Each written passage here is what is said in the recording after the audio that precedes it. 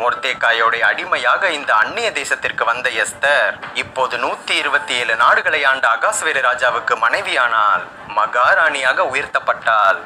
Esther நடைபெறவிருக்கும் சம்பவங்களையும் அதனால் ஏற்படும் அழிவையும் தகுந்த வண்ணமாக பக்குவமாக ராஜாவுக்கு முன்வைத்தாள். ராஜா எஸ்தரை பார்த்து, இப்படி செய்ய துணிகரம் கொண்டவன் யார் என்று கேட்டான். எஸ்தர் அப்படியே மெதுவாக திரும்பி பார்த்து, இவன்தான், சத்துருவும் பகைஞனுமாகிய இந்த துஷ்ட மனுஷனாகிய ஆமான் தான் என்றாள்.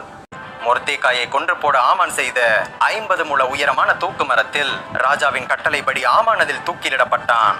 மேலும் எஸ்தர் ராஜாவிடம் தாழ்மையுடனும் அழுகையோடும் பேசி, நாடுகளில் எல்லாம் இருக்கிற யூதரை அழிக்க எழுதின ஆமானின் கட்டளையை செல்லாமல் போக பண்ணும்படி மன்றாடினாள். அந்த கட்டளைக்கு பதிலாக வேறொரு கட்டளையை பிறப்பிக்க வேண்டினாள். ராஜா அதற்குரிய அனுமதியை எஸ்தருக்கும் மொர்தெகாய்க்கும் கொடுத்தான். புது கட்டளை பிறப்பிக்கப்பட்டது. யூதர்கள் தங்கள் சத்துருக்களை எல்லாம் பட்டயத்தால் வெற்றி கொண்டு நிர்மூலமாக்கினார்கள். சூசன் நகரமே ஆர்ப்பரித்து மகிழ்ந்தது. இவ்விதமாக யூதருக்கு ரட்சிப்பும் வெளிச்சமும் மகிழ்ச்சியும் களிப்பும் கனமும் உண்டாயிற்று. அநேகர் யூத மார்க்கத்தில் சேர்ந்தார்கள்.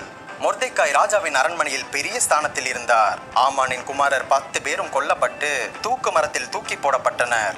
அதுபோக பூரிம் எனப்பட்ட அந்த தினத்தை ஒவ்வொரு ஆண்டும் பண்டிகை நாளாக விருந்துண்டு சந்தோஷப்படுகிற நாளாக யூதர்கள் அனுசரித்தார்களாம். இன்றும் கூட அந்த நாள் பூரிம் பண்டிகையாக சிறப்பாக இஸ்ரேலில் கொண்டாடப்படுகின்றது.